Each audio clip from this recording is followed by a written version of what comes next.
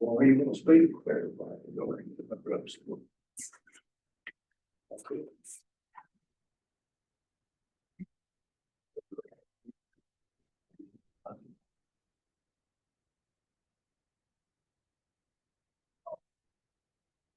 Call the meeting order. It is 5:30. I'd like to ask, pledge allegiance and a prayer by Will and Anderson Lighthouse Church. Is he here? Did he make it? I know Will, but I don't. It's not here. Right, Chief. Chief, appreciate it. It's a privilege to pray. All right. Let's pray, go please. Heavenly Father, we thank you for this day. We thank you for the gifts that you continue to bestow upon us. Lord, we just ask right now for your guidance and your direction, Lord, that we look to glorify and magnify you in all that we do. Thank you for the friends, thank you for the fellowship, but most of all, thank you for your son, Jesus. It's in his name we pray.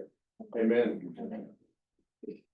Pledge allegiance to the flag of the United States of America, and to the republic which stands one nation under God, indivisible, with liberty and justice for all. Thank you, Chief. Appreciate it. All right, we'll go to our open forum. We'll turn it over to Jessica. Okay, we did have one person sign up to speak today, Cecil I'm gonna butcher the last name. Ramsar. Ramsar, you wanna come on up? You have 3 minutes.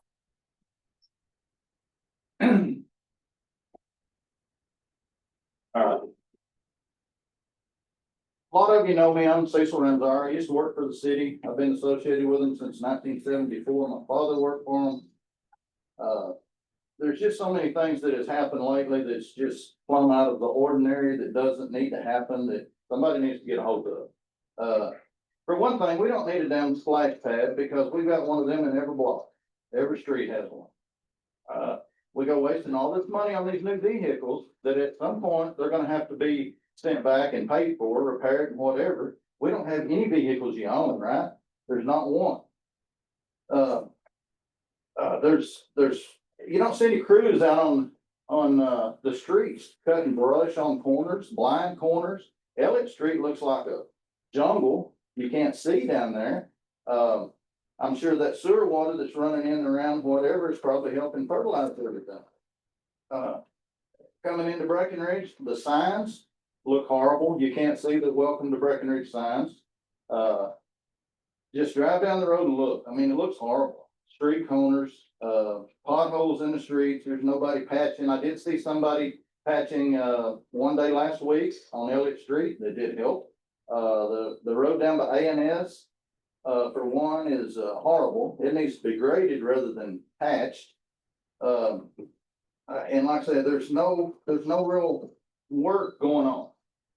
And the problem I see from hearsay of a lot of folks that has mainly been around 40, 50 years as myself, the supervision, nobody wants to work for somebody that has not been out there and doesn't know what they're doing. I mean, there's no one, there's been several employees that has quit because of maybe not doing what they're supposed to do, not told what they're supposed to do, not carrying on the responsibility.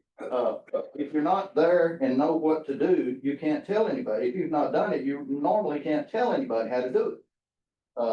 And this all falls back on the management. And I just think it's time for a change. That's my 2 cents worth. Thank you so much. Thank you. Those are the only speakers. We'll go down to the staff report, turn it over to the city manager. Thank you, Mayor and Commissioners.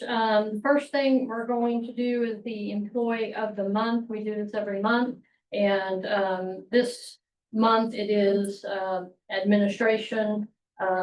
So it's people in the building and department heads that are in that pool. Because when we are doing employees of the month, we mostly try to focus on frontline individuals and really recognize those that are out on the front line. So, this month, I'm proud to say it is, Wesley Turner. So if you would come on up here, Wesley.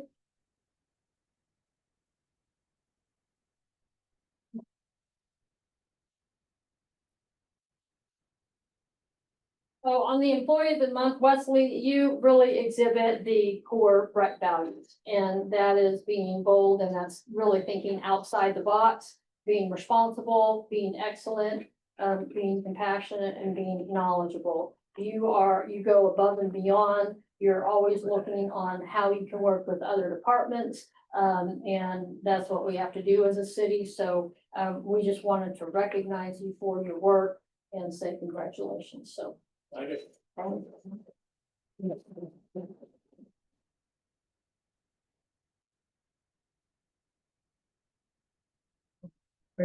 Speech? Nope. That's Mr. Nutting. I guess what's on it. Well, we appreciate folks like Wesley, so I'll do his speech for him a little bit and, just let you know that he really does help other departments. I mean, one of the things we've recently done is, these automatic locks to the building. And he's really handy that way, and so he volunteered to do that. And, so that's just one example of how he goes above and beyond to help, the city and to help the staff, so we appreciate it. Okay. So the next update on my list of mayor and commissioners is to give you a TWDB update. This was on the agenda for some of the other things came to light, so I wanted to let you know that. But what I want to do is just take this time to give everybody, these are things that we've talked about. I mean, I'm just going to highlight, we have talked about many times at this meeting, in public meetings that we've had, on our website. We have, really enriched the content on our website. At meetings that I go to and talking to Lions Club, Rotary Club. We have a Citizens Academy, so that's another avenue that we've used. Of course, we use Facebook like a lot of people, and we're going to talk about that later.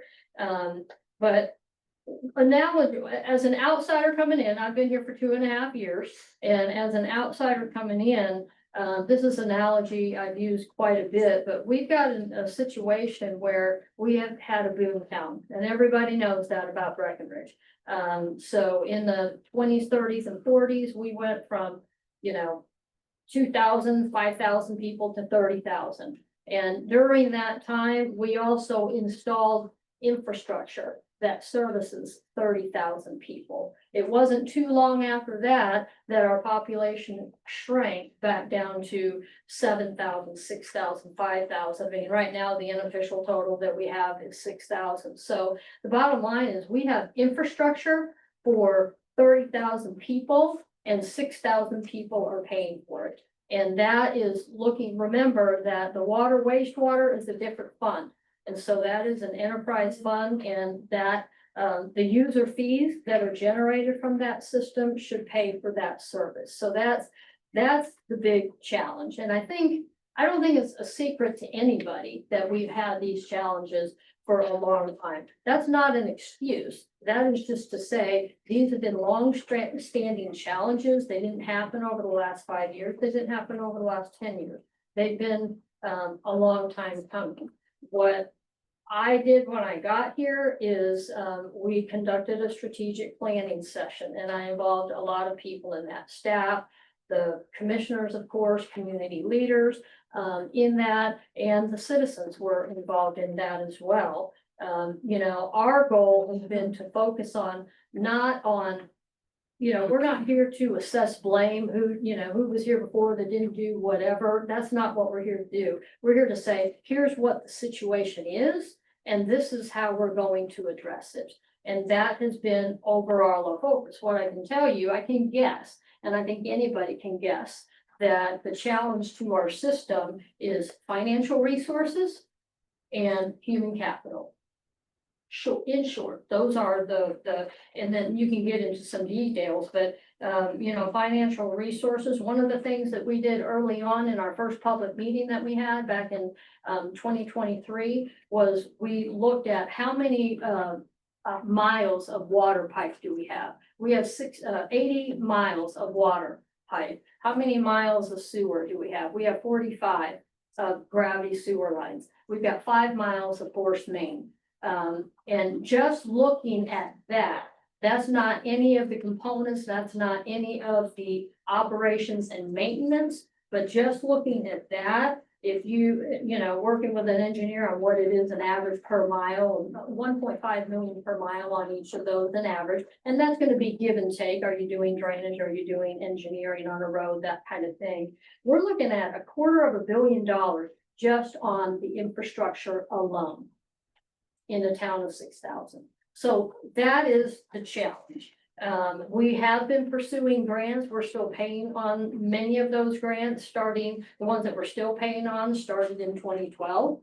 We had some in 2014, we had some in 2017, and we have the 2022 Texas Water Development Board projects. So those are ongoing. The 17 to 2012 have been done. We're still paying for those. There were some before that. I have not yet done the research on what that is. But the bottom line is there has been projects that have been done. So in that strategic plan that we developed, we wanted everybody on the same page so that we could all be on board with what the plan is going forward. And that's what we did. We kept it simple. Invest in infrastructure, invest in employees, invest in economic development, invest in beautifying Breckenridge, and promote transparency and communication. So those are things that we've been doing. We have a plan. We're working that plan. I'm going to call Sage up here in a minute, our engineer, to talk about some detail. But some of the things that I just want to let you know, in the last 2.5 years, we've spent $332,000. And that is just a brief research on equipment for our lift stations. So that's one, that's not, again, including any electrical and any pipes and control panels and things like that. And that's just primarily lift stations and not water, wastewater lines, or water treatment plant or wastewater treatment plant. Last year, what we did, actually, before I even got here, the commission, this is where the commission has been very active and they've been very proactive, but, and this is, again, before I got here, but they did a wastewater rate study, and we called a consultant in here, we analyzed the whole department, and we said, what do we need to do? And, we adopted a plan. It did have increases for the wastewater rates. And because of that, we're now in a better financial place. And because of that, we have been able to fund some of these expenditures that we have made. And I will talk about some of those. And we have been talking about a lot of those. But some of those are 100 last year just in system improvements for our water treatment plant, wastewater treatment plant, and collections and distribution, which are our sewer lines and water lines. We have budgeted $180,000 for system improvements. This year in the proposed budget, there is approximately $246,000 in system improvements that has been budgeted for these improvements and for emergency repairs, things like that. So we have budgeted. We have the TWDB projects that we're tracking. And again, I'm going to call Sage back up to get into details with that. We have been working an interim solution. When you have $7 million in projects in the lift stations and the water treatment plant and the wastewater treatment plant and the water lines and the sewer lines, that is going to be dropping. And some of these, they really should have all been under construction last year. That's what we were projecting. Remember, they've been in planning since 2022. One of the analogies I'll use is when it comes to large scale projects, by the time construction starts, by the time anybody sees construction, which is what is visible, 2/3 of the work of those projects has already happened. It's that proverbial iceberg, right? You see this much of the iceberg, but everything under the water you don't see. And that there's a lot of work that has been happening. You haven't seen the results of it because we haven't started construction. But it's been ongoing for 2.5 years. Actually, well, about 2.5, almost 3 years. So the interim solutions, I mean, we haven't made it a secret. Every time we have, a water leak, we have to do a boil water notice, and we do boil water notices. If you look on the website under the news item, you'll scroll down. I didn't do a count, but they're all there. We did recently have the I&I overflow, this sanitary sewer overflows, which were, again, they were big problems. And I'm not saying that they weren't, but we did put out the public notices. We weren't trying to push it into the rug. In the interim, what we have been doing is getting a plan together to balance out what we are spending in light of the $7 million that's gonna drop, so that we're being wise stewards of taxpayer dollars. And so we have a plan, we're developing it, it's almost done, and we'll be bringing that back to you guys when it is complete. And we're just waiting on costs from vendors, so we can get that together of what we're gonna do, and making sure that those projects that we are spending money on dovetail with the projects that are dropping, $7 million worth of project. So we have been having meetings with our engineers. They've been our engineers for 30 years. They've done a good job for us, and staff has been meeting. We've had meetings with TCEQ. TCEQ is well aware of the status of our system. And so they know what we're trying to do. And TCEQ, when you are forthcoming with where you're at and what you're doing, TCEQ does work with you. I mean, their goal is to have a safe system that is compliant with the rules and regulations, but they want to assist cities in getting these projects over the line. And when we have these projects in the pipeline, they recognize that and they work with us. And I'll let you speak to that a little bit more. Again, the other thing that we've been doing, and this is in part of our strategic plan, but in transparency and communication, I've already kind of referenced it, but I mean, we have been communicating these. I've been talking about them here with you all. We've had open house meetings, we've had surveys, we've had, I have one-on-one conversations with people all the time. I speak at Lions clubs, Rotary clubs, the website, as I've already talked about, and Facebook. So those are the things that we continue to do. We're focusing on what the resolutions are, and we do have a plan, and we're working that plan. So I want to let you know that, Sage, if you want to kind of come up, and again, you were here not that long ago talking about the status of these projects. I will say, just like we have challenges with financial resources and human capital resources. How we've been addressing that is through pay and through training, and through our employee culture. TWD does as well. So when you had COVID, you had a logistics logjam, and they're trying to get people on board. The state and the feds have released even more money, which is more work for them to get across the goal line. Of course, there's more red tape that you have to go through for that money. It always comes with strings attached, but those are some of the challenges that TWD is facing. And I know you were going to talk to some of that, but if you want to kind of just give an overview of what the projects are, how they're coming down the pipe, and what we're doing, and Okay, thank you, Cynthia. For the record, Sage Diller with EHT. I presented these items to you in the past. The city has some water development board funds that have been in the planning and design. And so I'll do a little update on those. First, I'm going to start with the water side. The DWSRF projects that has been approved is about $3.6 million. That's $1.3 million in grant and $2.3 million in loan. That is for water line replacement and water treatment plant improvement. So if you were recall, I believe it was the last meeting, we awarded the contract for the water line replacement.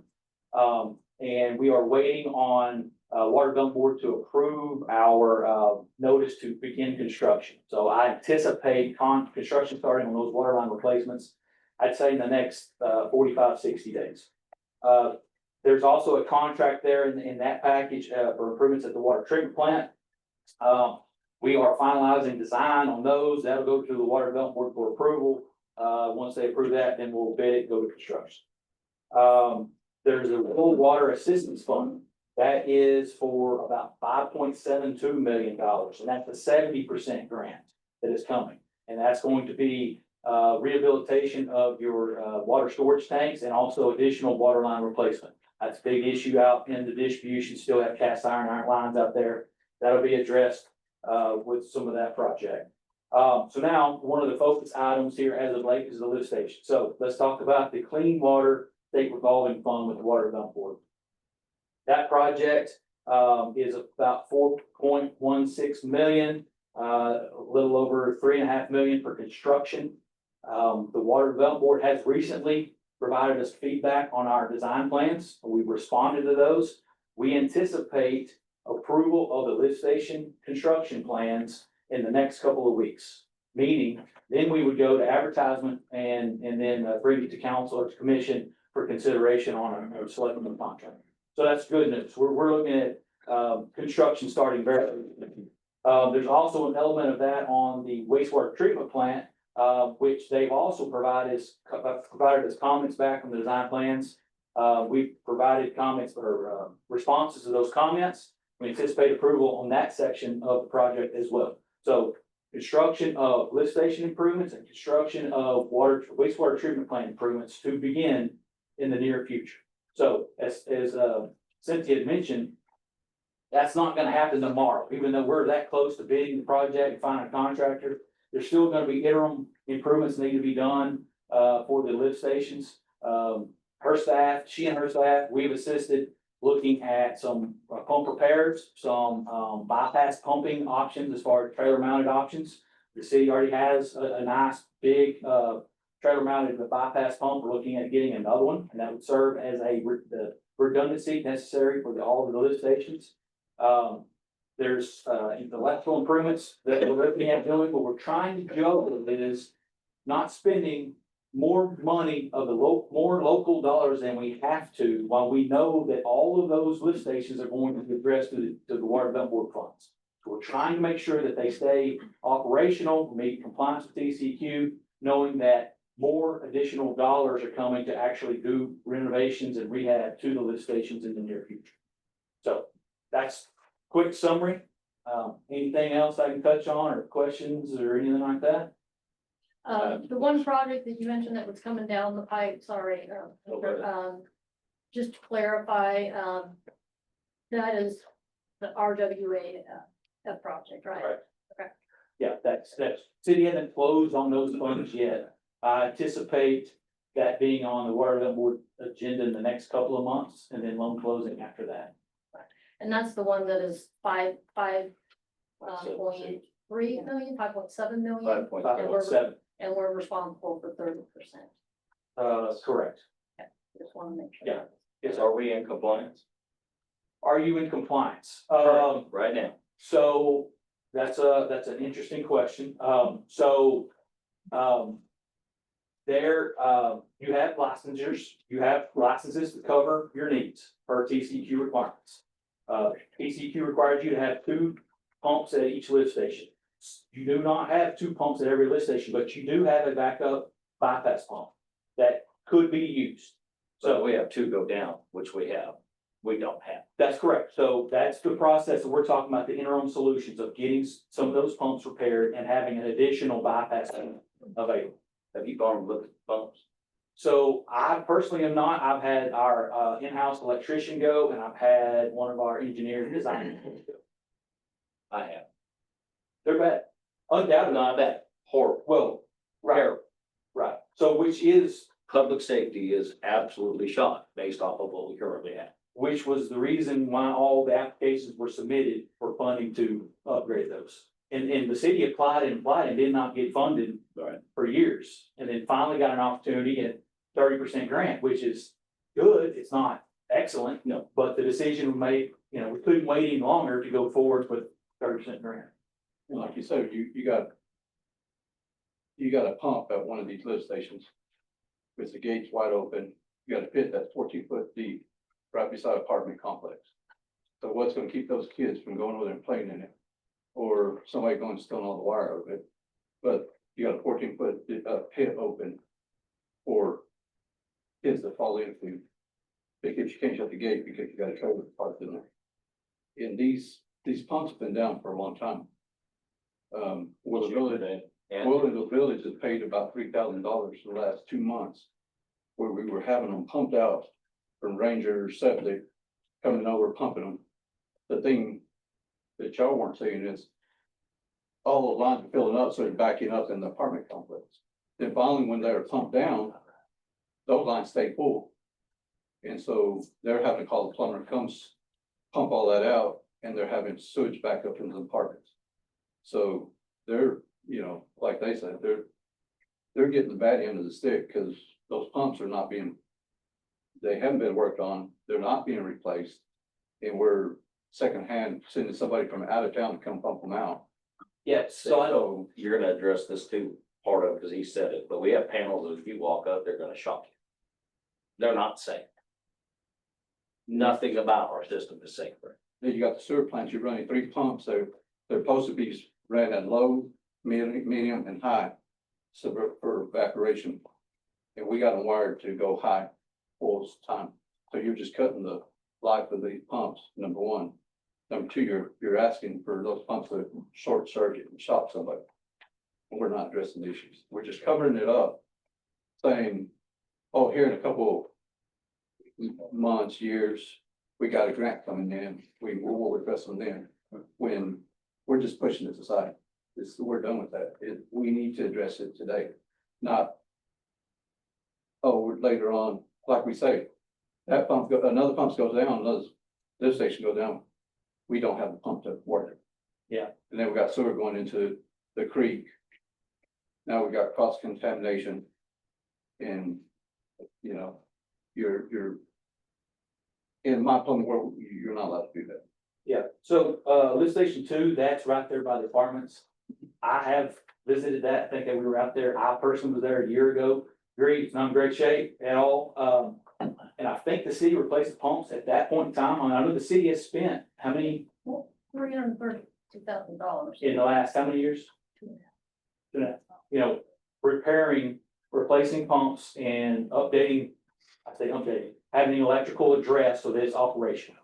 Well, I know one of those pumps hasn't been fixed since there was a goat that fell in that pump station, that lift station, took out one of the pumps, short circuit, that whole side, that's never been replaced, and that's been over 6 years.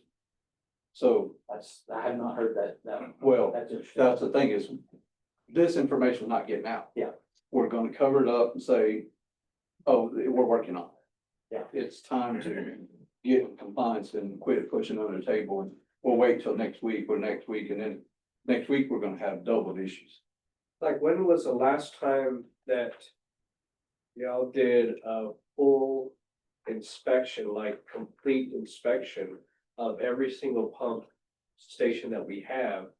So that we can be put in compliance, but like the hazards that are being mentioned here, those are big issues. And if those issues are like something messes up, then it's like a chain reaction. And so like the carelessness of what has been put before is now going down the chain. And so right now we see what's happening in the chain reaction. And so like with the inspection, thorough inspections, which should have been done way back here, have been, you know, negated, have been just forgotten about. And this is now to the place of public safety. And that is that should be like the biggest red flag ever, is public safety. Because I mean, all voted here to be for the people. And so when was the last full inspection? I'm like down to the T, the bone, full inspection of these pumps have been. When was that? So inspection of the lift stations would have been when we started design on this water ductwork project. That would have been a year and a half ago. When the issues as of recently, came to light, we were asked to kind of come and provide opinion on pump replacement, panel replacement. That's when I had staff engineer on site and a master electrician on site. And that was 2 weeks ago, or maybe a month ago. Okay, so then why are we being let known, or why are we being told this information now? Instead of like, it's good to let people know what's going on, you know what I'm saying? Let alone the commission to know, okay, well, this is what's failing. I mean, cause something doesn't just fail overnight, sometimes it does, but like in this situation, it's a whole system. That's feeding a town. And so in the whole system of feeding the town, it's like, okay, where did it start breaking down? And how many, like you've been with us for a long The time. company's been with you for a long time. Okay, so within that company, like, where has there been closed eyes of what's going on? You know what I'm saying? Like, because that's not a chain. Well, let me address, just to remember, the engineers are not operators. Right. Okay, Which so I I understand understand what that. you're saying, and I hear what everybody is saying. I don't think these have been pushed under the rug. I've been here 2.5 years. These problems have been way longer than me. Right. These problems have been going on for 5, 10, 15, 20, 50 years. And so I don't know that it's productive to go back and say, well, where did it begin? It's like, here's where we're at now, and this is how we're gonna move forward. And that's the, I think that's the issue is where we're saying, this is where I understand this is where we're at right now. But it's like, okay, well then, how do you deal with where we're at right now if you don't address with what was broken before? Because if you take the understanding of what's broken before and you're like, okay, this broke, this broke, this broke, this broke, okay, this is where we're at now. Okay, we need to fix this, and this. And I think that is the major thing that as city council, as city commission, we need to address that, you know what I'm saying? So it's not the thing of negating what, like, okay, this is where we're at now, and we're just gonna think what we know now. Well, what has been said and what has been explained through the years of, talk with you, like records, there's look. Well, I've taught and I've addressed that. Yeah. So to address that point, Yeah, again, I don't like to go back and, blame anybody. I don't know what anybody was dealing with, but yes, we have Yeah. to look at where the problems are, identify those to be able to resolve them. yeah, that's what. From a high I level, made that. from a high level, it's finance and it's people. But what I can tell you is just talking internally with different people, we haven't been in compliance for years as far as having 2 pumps at every lift station. So at least 10, if not longer. So Question on that real quick. How aware is TCEQ of this non-compliance? Are they fully aware of this? They've been involved, yeah, and they know the plans of the, So they have they- plans coming up, yeah. So the professionals have given us a grace period to address the situation. So then I got one more to add to that, the TWDB grants that we're going after. If we're not compliance, we may not get them. Is that correct? No, and actually, usually when you have non-compliant items, it helps you get funding. Okay. That's not, It's just. that's the way the system works. I know that's not the way, but if you do systems that have more challenges and have some non-compliance, you generally That way. score better when you're ranked with other systems and it helps get funding now. And keep in mind, just one word you said about going after, I mean, these are already funded. Yes. Yeah, just clarification. But we also know there's not near enough money to fix everything. Correct, so So we're gonna be going after. and we apply every March, we submit a water side and wastewater side, every year. And so, that just, you don't have to take it, it just depends on the offering, if they actually have, funds available and it's advantageous to the city, then obviously the commission can make that choice. But what it comes down to is, yes, it's been inherited, but, so we've been in 2 years with the new management, and we're still just letting it push on. It's time to hold up the people accountable. We're sitting here saying somebody could get electrocuted or even die from one lift station that is in a public area, because it's, what is it, where they keep all the bird houses and all that? So you have people wandering around there, and we're saying that, it's not important enough to, to address it. It should be addressed ASAP. And that's where we need to start holding people accountable for, okay, these are the issues. We really need to find out what our situation is. Yeah. From what I understand, the sewer plant, we are completely behind. We got pumps that are just bypassed, don't have any kind of shock protection. And it's not coming from one person, it's coming from several different trades that work around it. So it's one of those, we're gonna have to step up and hold people accountable and quit saying, oh, well, it's been 2 years, it's been 4 years. It's time to address it today. What's the time period of getting into compliance and fixing, just fixing what's broken and getting into compliance? What would that time period project? Like how long would it take to actually, if we had said, okay, tomorrow we're doing it, how long of a time period would that take for us to move forward and for us to actually start fixing these issues, these major issues? So the interim solutions that Cynthia's mentioned, that could be something in the next possibly 30 days, possibly. So replacing pumps, and having bypass pump available. Now, there are gonna be some other, if you're talking about some fencing issue, the fencing is 40 years old, but that's, there's some other things that will be addressed in the water bump board project that is in the works. But as far as addressing the electrical panels, the pumps, that can be done in the next 30 days, as long as pumps are available. And have we called on pumps? I mean, I'm sure we have, but I'm just gonna ask. Sorry, what? Have we called to see if pumps are available or do we have a? Absolutely. Okay. So when I say we're working the plan, we have been calling vendors and getting pricing on what solution is to be able to have a plan. So we're still waiting on some of that pricing from vendors quotes to come in. And it does include more than just pumps, it's control panels, it's a little bit more holistic than that. So that we're just waiting on the final quotes to come in, and then we're gonna pull the trigger on it. This kind of, waiting on the grant and this full kind of replacement plan has been in works for over a year, right? Year and a half. You said you came out here a year and a half ago.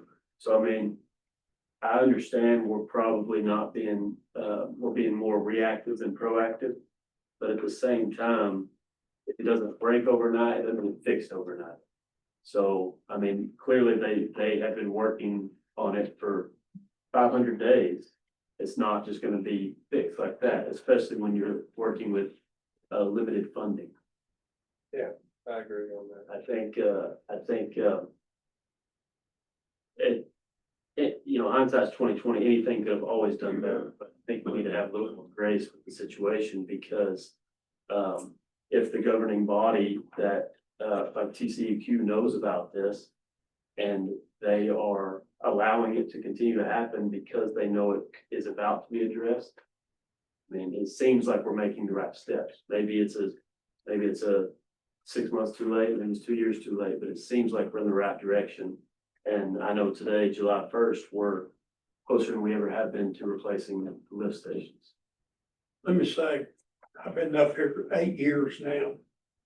And I know that our city manager and the ladies that's been working with her, all of them have put a lot of time and work into this to get to where it is.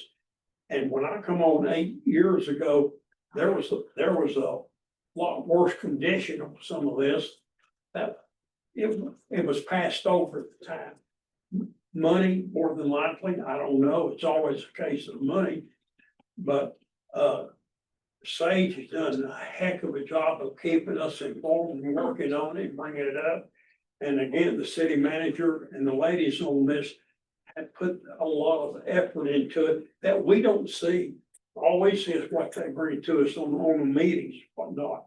And this is time consuming, guys. I've only been here 8 years and it's a continuation of where it was before I got here. It's just like 183 North. When they started that, it took 5 years to build that road and they tear into it and they're finding water pipes and lines that are over 100 years old. Now, why didn't somebody do something about that way back then? So we say, well, this been going on 50 years or so. Why didn't they do something back then about it? I don't know. You know, when it was 50 years ago, I was almost 30, so it wasn't that I wasn't around. But Did you do something about that? yeah, I'm sure I was about almost 30 then, I'll get close to 80. But anyway, I understand what we're trying to do. It's just gonna take time. Yeah. Time and middle to. If you had to throw a number out, say from start to finish, what we're looking at, 3-5 years, 4, whatever. For, the wastewater. Just, Projects? just, Well, obviously, investment in the infrastructure, that never ends, but the project, the water Vent board project at the lift station and the wastewater treatment plant. Construction will probably be around a year, maybe a year and a half, somewhere around there. So, in the next couple of years, lift station should be updated and improvements at the wastewater treatment plant should be. Thank you so much for the information and for actually taking your time to explain. And thank you, Cynthia, for your hard work and putting things together and actually moving forward. So I want to say I appreciate that. And let's just move forward and let's conquer this, what this whole system. Let's work on that. I have one more quick one, Okay. promise. Yeah. Is there, so in non-engineering terms, because we won't understand what you do, is there, like a dumbed down version that we could get of where we lack compliance and what these grants and what the plan is to address? Like in as simplified as you can, where it at least makes some sense to us to see where there still might be. So one quick response to that is TCQ made a visit to the city, to the sites not that long ago. They identified a few items, lift stations and wastewater treatment plant. And actually, I know city staff has been going down that list and identifying things to do. And some of them, are not major items. It's just change of process or the way that they handle a few things there at the wastewater treatment plant. That's a quick fix. Yeah, the lift stations, again, having redundant pumps. I mean, that's the whole intent, is if you have one go out, you need to have either one in place or have a backup there available. And so that's in the process of being addressed. System wide, if you go through every single little thing, that there would be a list of some violations, but the major things and the things that have been identified by TCQ currently are on the list to be addressed either through the interim solutions or through the Texas Water Development projects. So, all right, thank you all very much. Again, a lot of cities across Texas face these same challenges. There's more project to do than money available. The good thing in this situation is you have some water development board money coming on the water side and the wastewater side. That's a blessing, but not every city has that. So, thank you all. appreciate it.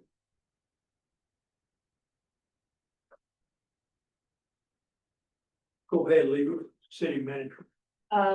Well, the next thing is upcoming events. It's just cool. There's not a whole lot going on in July, again, summertime, so city offices will be closed, this Friday in observance of Independence Day, celebrate that. And then on the 17th, bulk pickup.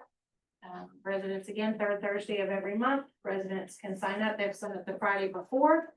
They can sign up online via text message or by calling City Hall. It's 3 large items that can be picked up free of charge to residents. And then, the next thing, we're gonna call the police chief up to, introduce our, I'd say our new animal control officer. Been Newest. on board for quite a Newest. time, Newest. doing a bang up job, so we appreciate that, so chief, I'll let you tell them. Thank you. Steve, why don't you come on up? So, yeah, we've actually, come up, we were supposed to introduce him last month, but he was working so hard, I couldn't bring him in, so. Sorry, but, the good part is, Steve has come to us, it's kind of confusing, because when Steve first came to us, we had, already had Steve as the, manager at the time, so the general, consensus was, the first one, Steve, so he became Steven. So I'm sure only mom calls you Steven now, so except for us, so, but we've been real fortunate. Steve came to us from, he was riding EMS and, he was out of town a whole lot and he's been a Breckenridge guy and he said, hey, I really wanna be home. And so, boy, it just worked out like a champ. I can honestly tell you from day one, since bringing him in, he has hit the ground running. He's our big enforcement. He was just telling me today he took 11, enforcement actions today. So, we've been picking up more dogs. We've been, doing more enforcement. Been working with the Facebook. I can't tell you enough, like I said, the professionals, place we're at now with animal control where we've been, and it's because of the fact that we're hiring people. And Steve is just brings so much experience, professionalism, and I mean, he's just been a huge asset for us in the amount of time, and so I'm really fortunate to be able to bring him to you and let you know that, he is just a huge part of the success, and I can tell you that enforcement continues to come, and, he actually is even out chasing the dogs. I'm telling you, you know, I ordered to have people saying, yeah, y'all never even come out. He doesn't just come out, he gets out of the car and he goes chasing them out underneath the house and stuff. So, I can tell you, like I said, it's just, he brings the dog in us. So one of the other things I would tell y'all is this next month, we're actually gonna be hosting animal control training, in Breckenridge. It's just, if you look at where we were, when I came in 22 April to where we're at now, I'm telling you, it's bringing in the professional people, it makes it sort of a better place, so I can assure you that animal control is serving the community better than we ever have, so. And as people like Steve, it's just continue, so it's my pleasure to bring him up, and like I said, if you want to say anything, please feel free. It's an honor to serve the community. I'm glad to be a member of the city of Breckenridge. I'm glad to be a member of the animal control department, great department to be with, very professional.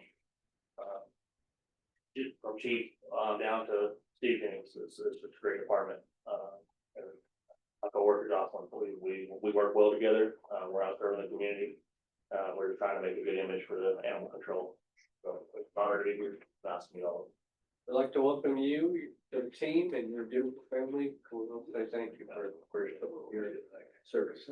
Thank you. Thank you. Thanks.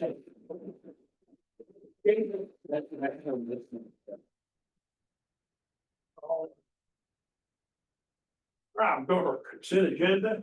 We're gonna look at items 4 through 9. Commission, if y'all will take a look at that, then I'll ask for a motion on all that as one. Thank you. Yes.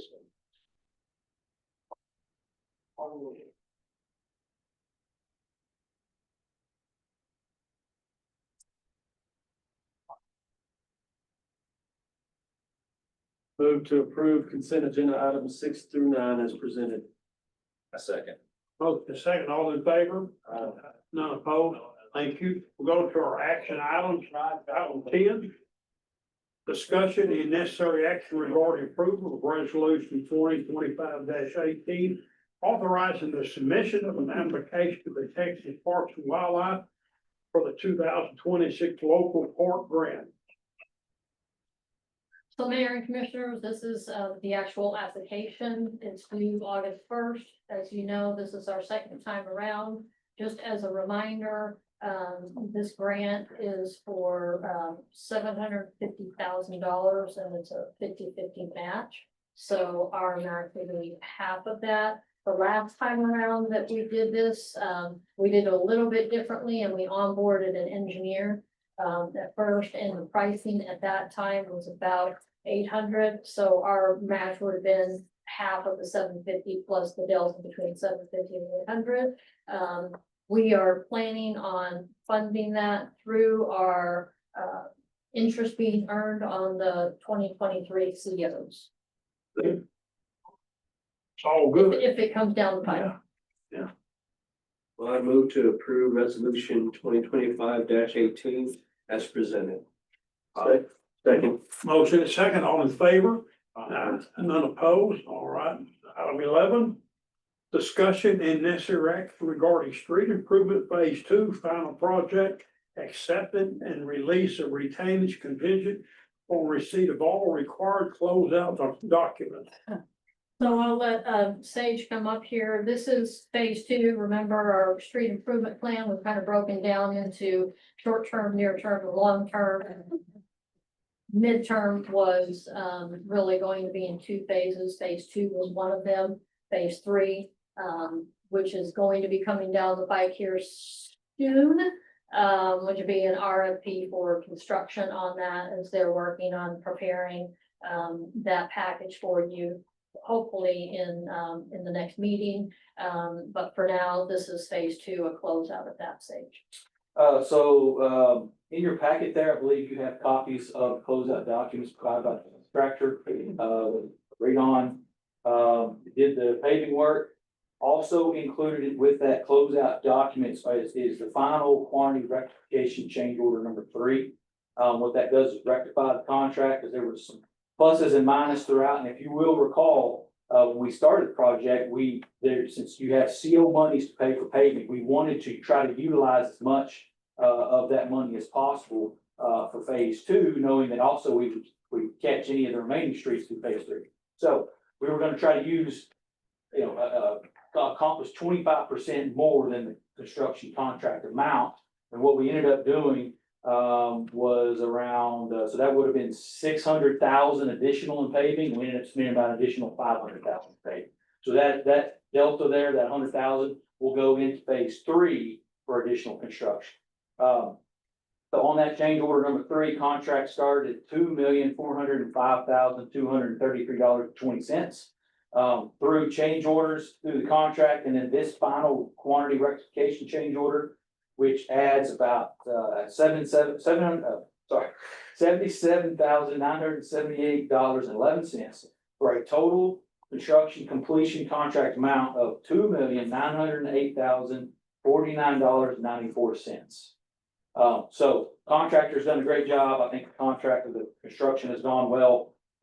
What I recommend you do is approve acceptance of the project and release retainage contingent upon the closeout documents being provided.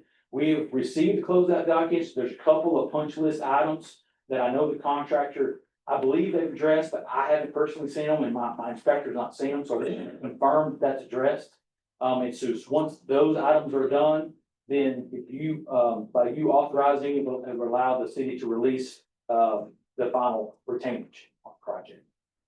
Now, there is a warranty, 1-year warranty on all the work from the day of substantial completion, so that's already built in as well. So one of those, just to update you, one of those punch list items was the tie-in on Harvey, right north of Williams, and they were on site today, blocking that off and working on that. I don't know if anybody saw that. I was hoping that all that would have been done today, and I could have inspected it, and we could have just done it, completed it today, but I think it might be today, tomorrow, whatever course completed, so it's contingent, the item's contingent upon that work being done. Questions? Thank you. Thanks, Sage. Motion on that? I move to approve final acceptance of street improvement phase 2, closeout document and release retainage contingent upon completion of punch list items and authorize the city manager to execute the document. Second. Motion is second, all in favor? None opposed? Thank you. Item 12. Discussion and necessary action regarding approval of ordinance 2025-12 updating the schedule fees, and this is a second reading. So we had that discussion last month. One of the things somebody, Commissioner, Hamilton, I believe it was you that had asked for the impact Oh, yes. of what that would be. I had provided that to you all shortly after the meeting, but you have that chart here. So the annual impact of these, proposed increases for building, plumbing, electrical, gas fees would be about $8,500. So we do have, I mean, if you're not, just to fully understand, we do have the new, trash rate, in here for the new, Republic contract. So if you're not wanting to, approve the building fees, you'll still want to approve the second reading, of the trash rate, which is chapter 10, I believe. And so that's up to you. One thing I will say, something I believe is the next item, Commissioner Fernandez, I believe it was you that brought up, and Commissioner Akers that talked about, looking at those that are pulling permits, not pulling permits, that are doing work without pulling permits. So what we have brought to you is an update, to our, ordinance that, would allow for penalties if somebody begins construction and they have not pulled permits, they can be fined, and that's what the next agenda item is.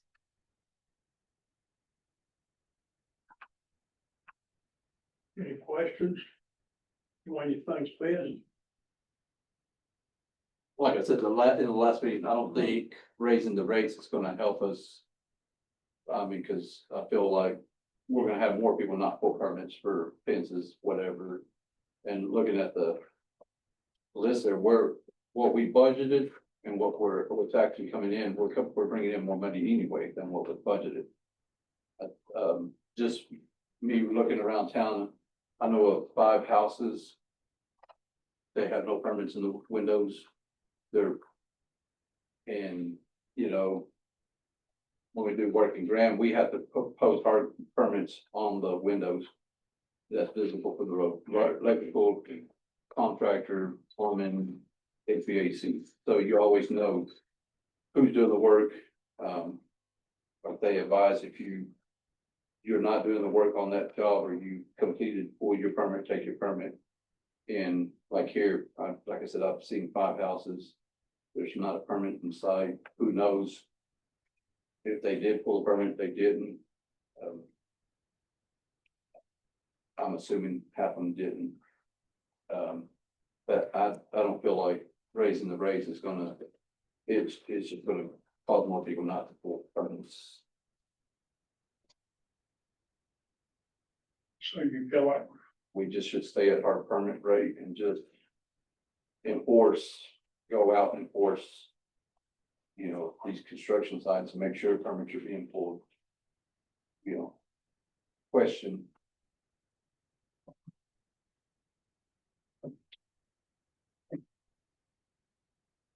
your thoughts, guys? What does it look like to keep people who are doing building, plumbing, electrical, gas, accountable, like how, I mean, can't just knock on the door and ask, I mean, can you? Well, yes, but I mean, I will say that's the next agenda item. We did bring that to you. Yeah. To look at that, Yeah. so. Part of it, but remember, as our discussion was last month, part of the challenge, we have a lot of people doing double, triple duty with what they do now that we have a full-time code officer. He is kept busy, and if you'll see your department head reports, you can see how busy he's been each month. We posted up there, but certainly now that we have that, and then, you know, this again is the next agenda item, but if that were to be, then there would be some teeth in that. I move not to approve the final reading of ordinance 2025-12 as presented. I also move not to approve the fees relating to chapter 10 of the code of ordinances. 2025-12 on second reading. Can you repeat that? Not either one. Not to approve I items, don't want either one. not to approve items. So the trash rates for the new Republic contract? Yep. Or, Contract. No motion or second. I'll second. All in favor? All opposed? No. one thing I would say, I mean, at the trash rates, I mean, that, you know, we awarded the contract. And that is already in play. This is just putting those rates in the Republic contract that we've already awarded. We've already taken action on into the ordinance that we have to do. And you raised rates previously 3 times. and I'm sorry, what? You've already raised rates 3 times in the past. We can absorb it. We're talking $1.20 or $1.92 and 25 bucks. You've already gotten that money in the past. So it's all right. It was shot down. So I'm sorry, can somebody clarify what the vote was? I mean, he said not, and then everybody voted against it, so were y'all passing the fee increase? No. I second the no. And I can speak to the motions. Okay. He made a motion to not pass an agenda item. Right, The motion was seconded. right, They went to, because it was seconded, they went to a vote. It was a 3-2 vote, which does not, not in favor. So basically that motion dies, it doesn't pass. okay. So there will be another motion at this point, To do what? whatever they choose. Well, what I would recommend is that we've already approved the contract with Republic, and so those rates were approved. You know, and so all this is doing is codifying that in the ordinance. I move to approve the fees related to chapter 10 of the code and ordinance 2025-12 on the second reading. Are you approving the first one? The second, Second one, Second second one? option. This is the one that accommodates the trash rate, Yeah, the options of, I mean, we but not need, the building permits. we need at least that one, but in my opinion, I think we need to increase the fees as well. I think, my personal opinion, just like Junior mentioned, is enforcement has been the issue. I think, I mean, we're clearly not trying to make money with it. I believe that enforcement might be easier to handle and maintain when you have a little bit more funds coming in to give, you know, him whatever he needs or, so I will, I mean, I can second that, but I personally would like to do option 1, but You're for option 1? yes, sir. Okay, I feel the same. so currently we have a motion on for option 2, which is to approve chapter 10 only. We'll need to know if there's a second to that, if that carries. If not, then there can be an additional motion made, right? is there any way to retract? I mean, if there's no second to that, it just dies. Well, did you second that though? Nope. Oh, okay, sorry. If there's no second to that, then that motion dies and then another motion can. Because what you were just wanting to do the trash rates, correct? Yeah, Okay, so it looked But- like it's dying for a lack of second, because okay, yeah. So then I move to approve the final reading of ordinance 2025-12 as presented. I second it. Are we going from option 1? Yeah, option 1, yes, sir. Okay, all in favor? Aye. All opposed?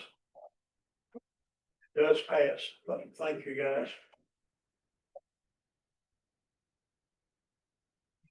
Item 13, discussion and necessary action regarding approval of orders 2025-13, construction and violation codes. okay, so this again is addressing the issue of those who are building and they have not pulled a permit. When we go to enforce that, they will be fined. So it's adding, you see in your agenda item, it's adding, in addition to the powers provided by the city under section 5-2A above, a person or entity performing work prior to obtaining a permit for said work when required by the building codes adopted in section 5-1 shall be responsible for paying twice the applicable permit fee contained in the fee schedule in appendix A of this code. And the entire ordinance is, follows. It's 2025-13. Cynthia, how do we deal with Friday? I'm sorry. How do we deal with Friday? Like, for example, we close, the city offices close at noon on Friday. Inevitably, you always get that, I'm sure Junior gets these calls too. You get a late call on a Friday afternoon, there's no way to pull a permit. Do we have a grace period, for example, to say we're in here first thing Monday? Or is it just cut and dry, no permit? Well, staff will have some discretion. I've had people call me like Friday afternoon and I'll give them, go ahead and they'll be in the first thing like Monday morning. Okay, that's the only clerk, just because we close at noon on Friday, there's a Right. little. Contractors here all have my number Yeah. and they call me. I move to approve ordinance 2025-13 as presented.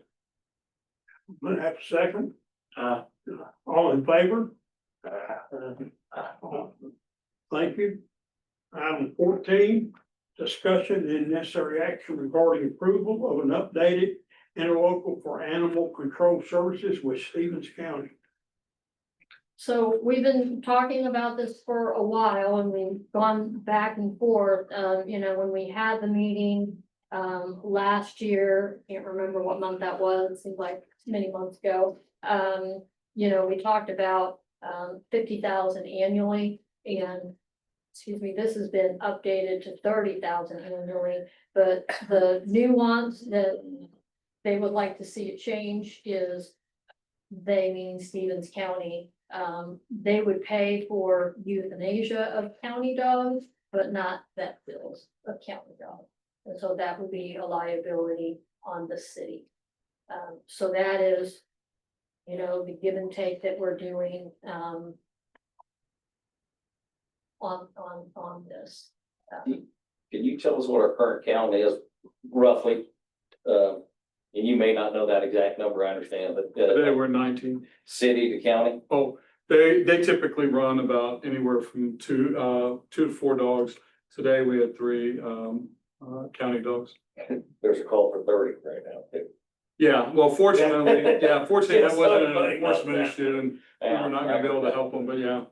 I But mean, we were I did- involved with working with them. I did do some research on, because we've only been doing this, bringing in county dogs from the sheriff for about a year. I mean, we started actually about last April, May, June in that area. So in looking at, bills that have been paid thus far, for county dogs, I mean, we're not looking at an exorbitant amount.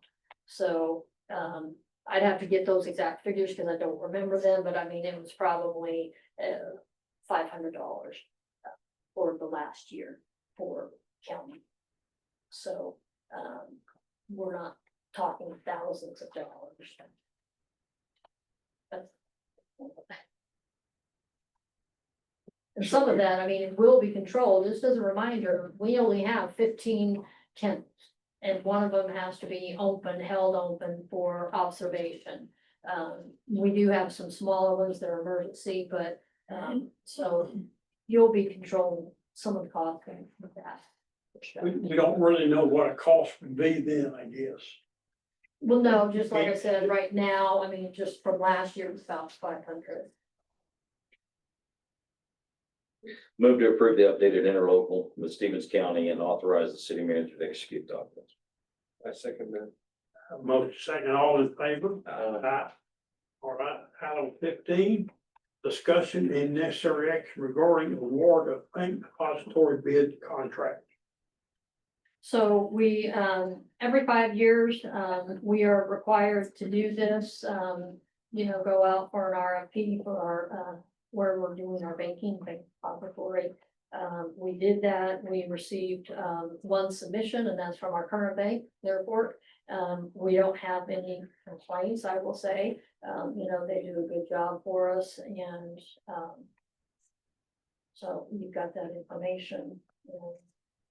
This may be a moot point, but is there any reason why we would have to? Are there any rules that say we need to move our money to other banks? And granted, they didn't bother to submit anything, so it's on them, but is there any rules in there? Well, state statute says we have to bid it out every 5 years. Okay, that's just for. Yeah.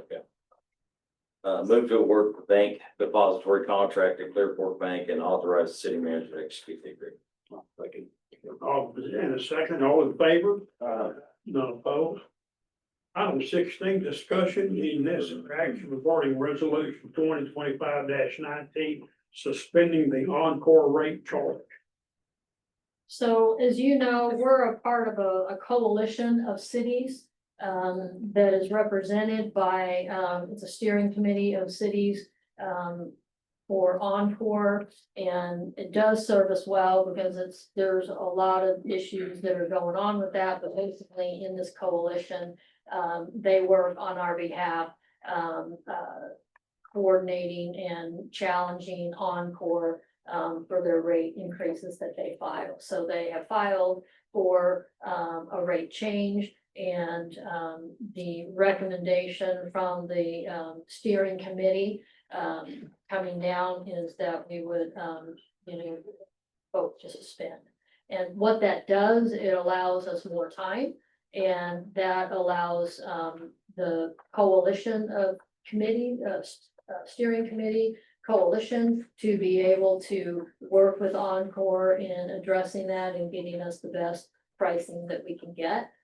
So they're basically fighting on our back to get the best rates that we can for our constituents.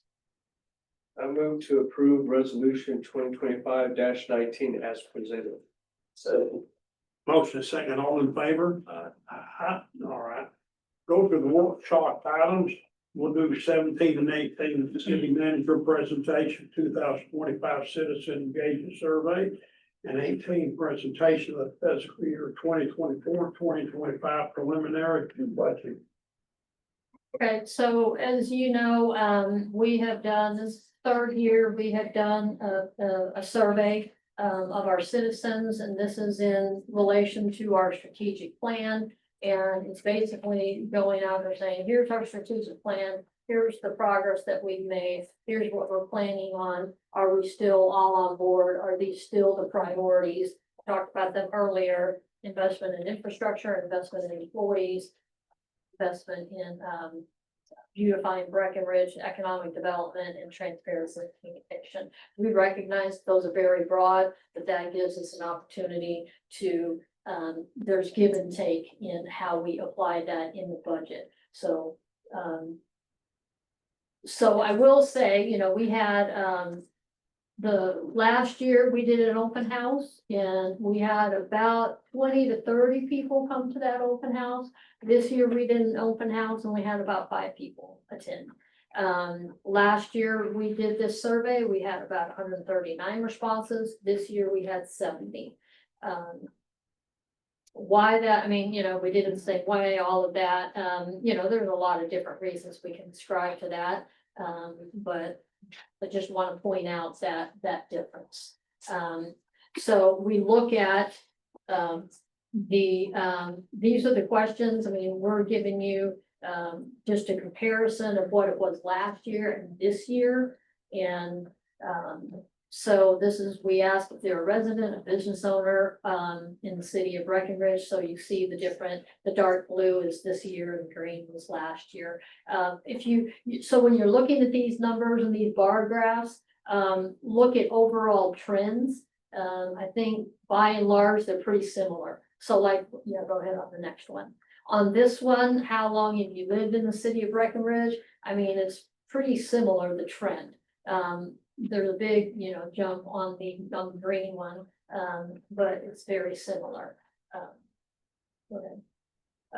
The age group there again, I think the only difference you see is in the 45 to 54-year-old category. That's down a little bit this year in comparison to a trend of last year.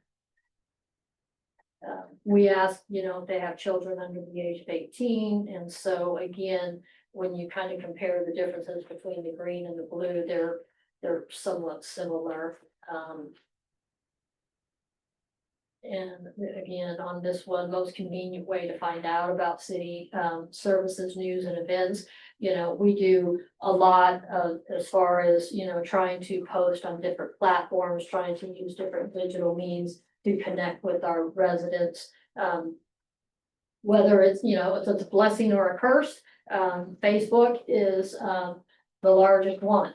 I think it is a blessing and a curse, because unfortunately, there's a lot of negativity, there's a lot of not factual information.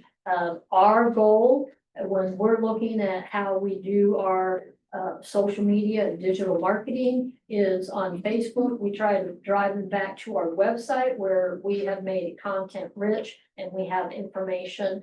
Of course, we welcome people to contact us directly and talk to people. I know I talk to several people a week on different issues, and I know the front desk does. I mean, I know Jessica Fields calls, Lacey Fields calls.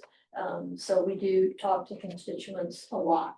But again, Facebook is a big one. Word of mouth is a big one. That actually has gone down a little bit, which is interesting when you look at the trends on this. But you're looking at City Hall website, the water bill. That's a medium that we use. We put messaging on our water bills, Facebook, the newspaper. We appreciate, you know, Breckenridge Texan and Breckenridge American. They put out information that we send them, and information we don't send them.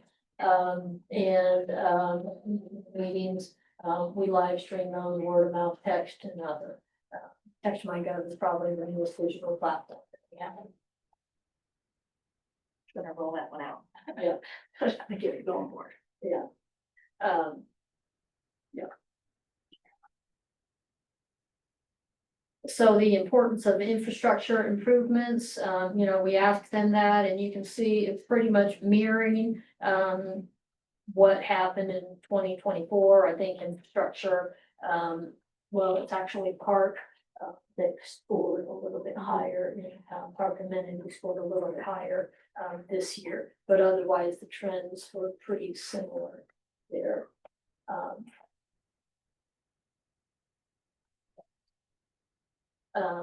Again, are you aware that the city of Breckenridge added live streaming of city commission meetings? And we did this pretty early on, I would say, in 2023, I got here in 2022, so, early 2023 when that happened. Most people are not aware of that, well, over half of them are not aware of that, so, we try to get that word out. We appreciate when people attend, but, we know that people like to attend in the comfort of their own home and, you know, popcorn pop. How often do you watch live stream or recordings of the commission meetings? Unfortunately, the always usually categories are smaller sometimes. I mean, the never and rarely are the majority. So, you know, we would encourage people to watch those meetings. There's a lot of information that happens, and you can hear it directly from people's mouths on what's going on. How often do you attend? And you can see the figures there. They're similar. This is a direct comparison, overall quality of services by the police department and 911 dispatching. So you see in 2024, it's 3.4, and that's gone up this year to 3.6, so that's good. And then services by control, again in 2024, it's 2.5, and in 2025, it's 2.9, so we're gaining, you know, ground there, I think. And we recognize this is a small sliver of, you know, 70 people, a small sliver, but you do extrapolate that to the, you know, overall, there's tend to be the people that are satisfied or tend to be silent. that's anywhere in any city across the USA. Overall quality of services by the Breckenridge Fire Department, they've always scored high. I mean, they went down a little bit, but police is gaining on you there, Malcolm. But they've always scored very high.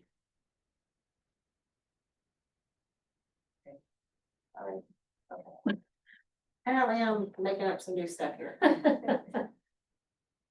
And the Public Services Department, which is his parks and cemetery, you know, they've scored fairly high, 3.7 last year, this year 3.6.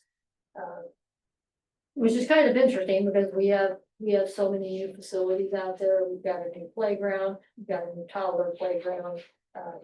We've got sand volleyball, we've got pickleball, a lot of good things are going on out there. The Public Works Department has come up from 2.2 to 2.6, so they're gaining ground there. And unfortunately, I mean, they're at a disadvantage because we know our infrastructure is not the best. It's something that we know and we are working on it as we discussed here tonight. But what I would encourage people to understand is we've got good people that work for us and they work hard. All of our folks in public works work really hard and they, you know, they're the unsung heroes, I would say, of the city. You know, they're doing some of the hardest jobs at all hours of the night in the cold, they're in cold, you know, they're in you know, they're repairing sewer stops, all of that. So those are not you know, pleasant things to be doing at 2 or 3 a.m. And they do that. The quality of the services of development services department gone up 2.7 and 2.8. And so what we've done there, Malcolm and Wes are involved in that and Christie as well, but we have implemented pre-development meetings, so we don't have a ton of development here in Breckenridge, but what we have done is we've implemented a process where if there is development happening, we bring them in, we get, you know, public works, we get fire, we get police, we get engineers involved early on, try to find out what they're doing, and then give them information on what they need to do to make that process go smoothly. So Christie does a great job in that area. The overall interest in the city of Breckenridge adding a splash pad continues to score high. One thing I will say for that, you know, our consultants also did a survey and it scored very high there as well. One of the things about the splash pad, if we do get that award, this will be out, we charge for the pool, it's a nominal amount, but we do charge for the pool. But this will be outside the gates of the pool, so everybody will have access to the splash pad if it does come to fruition. And then, you know, we have some open-ended questions and we ask, what are we doing well? And what do we need to work on? And we take the constructive feedback that we get. We can take constructive criticism. We know we need to improve and we're working hard to do that. And you can see what those are. I think it's pretty self-explanatory. Those are all things in our strategic plan. So we've got, you know, street improvements. We know we need to continue making progress on our street improvements.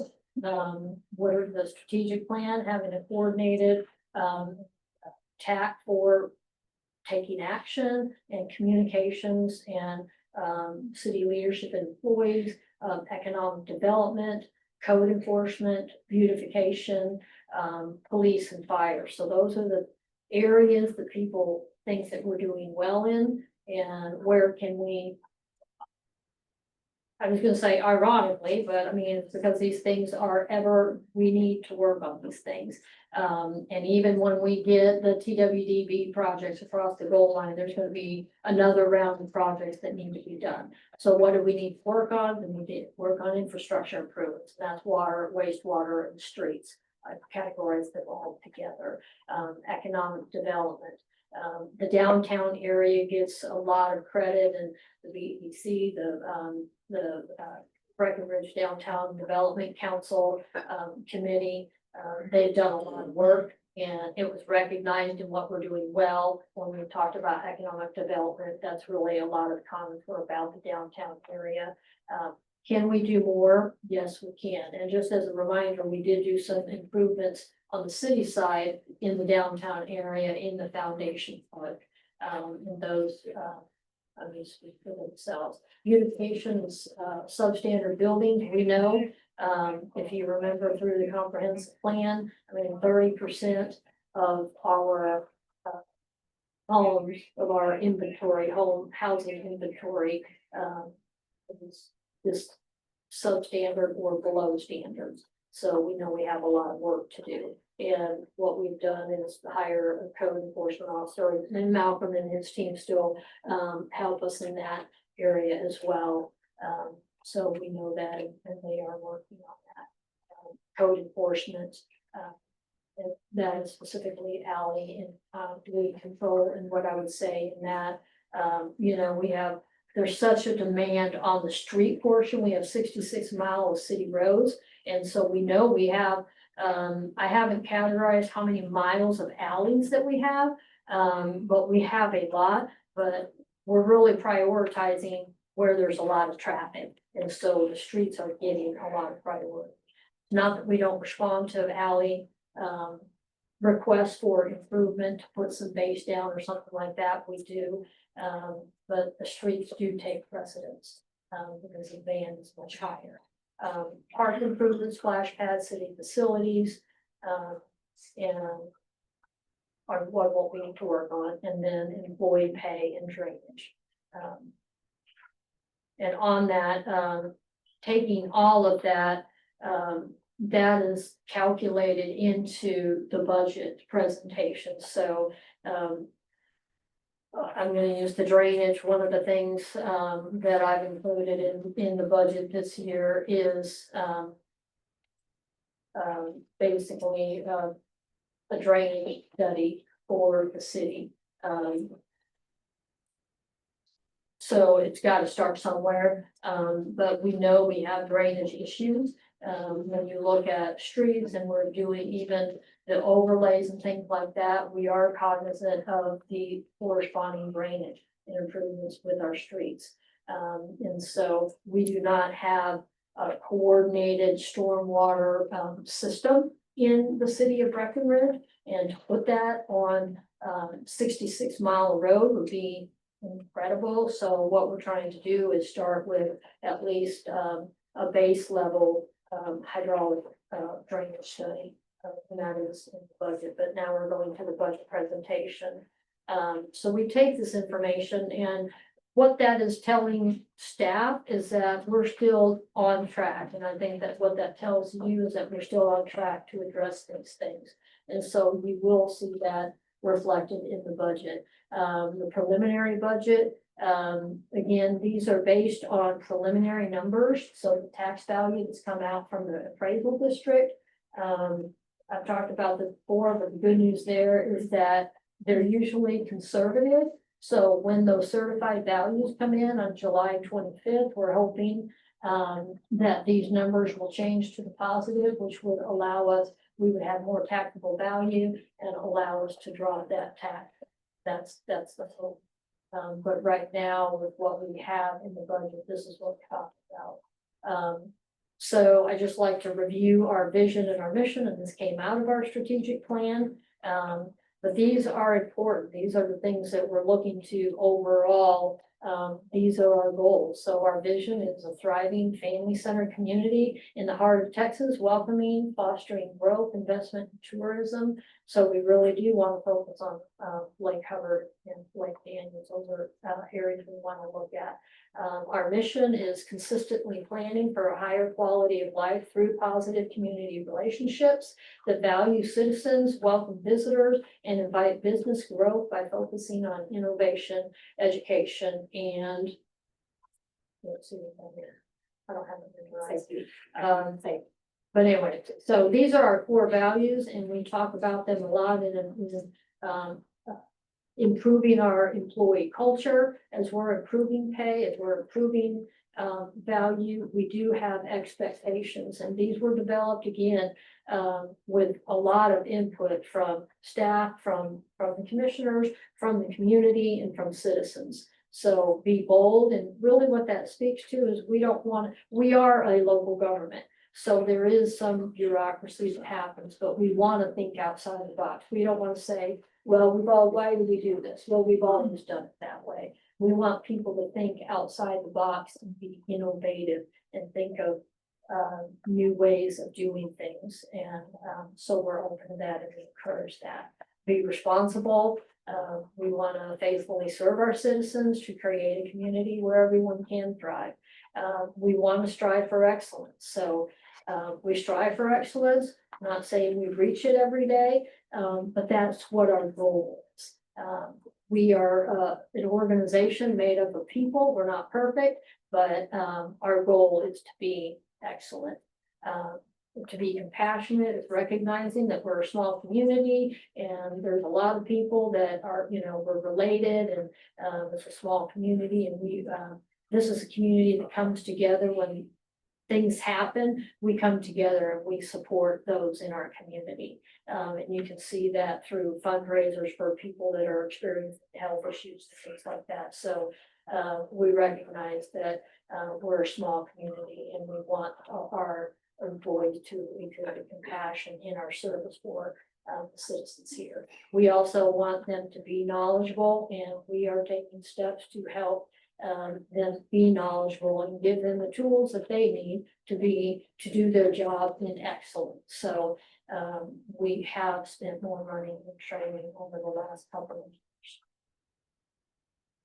So again, the strategic plan, I'm going to say it again, but it's right there. Go to the next one. And again, why is it important? Well, we need to connect the strategic plan to the budget to help set clear targets and expectations. It prioritizes. We have limited funds, so it prioritizes those funds. And every year it's going to be a give and take of what, is prioritized that year. It keeps us on track to work the plan. It reduces conflict over competing demands, and it helps promote a unified approach to funding the priorities. So this is just overall generically that budget process. So it starts at the beginning of the year, with the commissioner staff. We start having meetings, we have the staff, we bring in commissioners. We review the strategic plan. We have an open house. We do the surveys. We get feedback. We use that to create a preliminary. We get the preliminary tax values from Stevens County Appraisal District, and then we use all of that to develop and present a draft.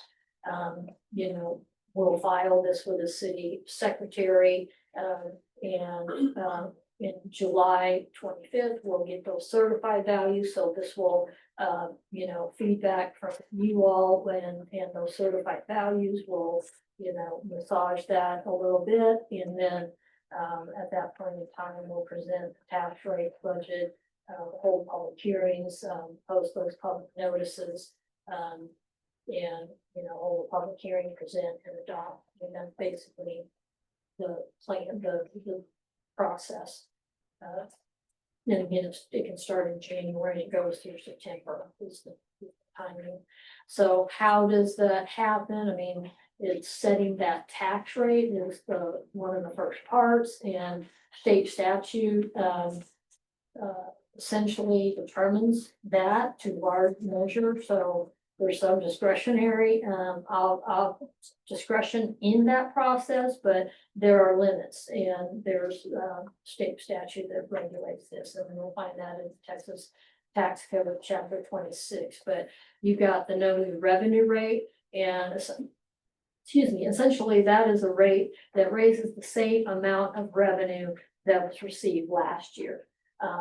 And then the voter approval rate, which is the top of what you can set that tax rate, and that is no more than 3.5% over the known revenue rate. So It used to be the Senate Bill 2 is, the new one was, do you remember what, it's been in play for 4 years, I believe. I can't remember what year that was, the legislature's 4 or 5 years ago. They changed it, they updated these, terms. It used to be, you could raise it, they used to call the no new revenue rate the effective rate, and you could raise it basically 8%. So they have basically limited how much local governments can raise that rate, no more than 3.5. Now, there is an exception for small cities under 30,000, and that is what's called the de minimis rate. And what that is taking that no new revenue rate and essentially adding 500,000 in M&O to that figure. So these calculations, we talk about it every year. These are not easy calculations, and we've shown you that worksheet posted on our website. And even people that have been doing this for many, many years, it's a challenging situation. But anyway, so there's a lot of work that goes into it. It doesn't seem very transparent. So there's truth in taxation. The goal is to make it transparent, but unfortunately, it is very complex, and there was a lot of partners in it. I mean, with the appraisal district setting values to the homes, and he also working with the county on that as well. So again, based on the preliminary values, the proposed tax rate is 1.05428. Last year's tax rate was 1.04471. So that's not quite a penny, it's just under a penny. Again, I do believe that rate will be coming down, because I think we'll get I think those rates will go up, and I'll show you what I mean. But anyway, so the no new revenue rate based on preliminary values is 1.02. 647, the voter approval rate, a rate that we can't go over. Well, you can go over, but they could petition for a recall. Let me put that way, is 1.10159. Our debt rate, and that is paying for the debt that we have, is 0.28399. And that is our CO 2023 debt on the general fund side. So that's not including our debt on the wastewater side. That is different, treated differently, because again, those are different funds. That is an enterprise fund, and the user rates are all involved in that. So that's paid from revenue. Essentially, the debt on the wastewater rate, wastewater fund side is paid through revenues of the user fees. The de minimis rate is 1.23684. So this is a certified values history.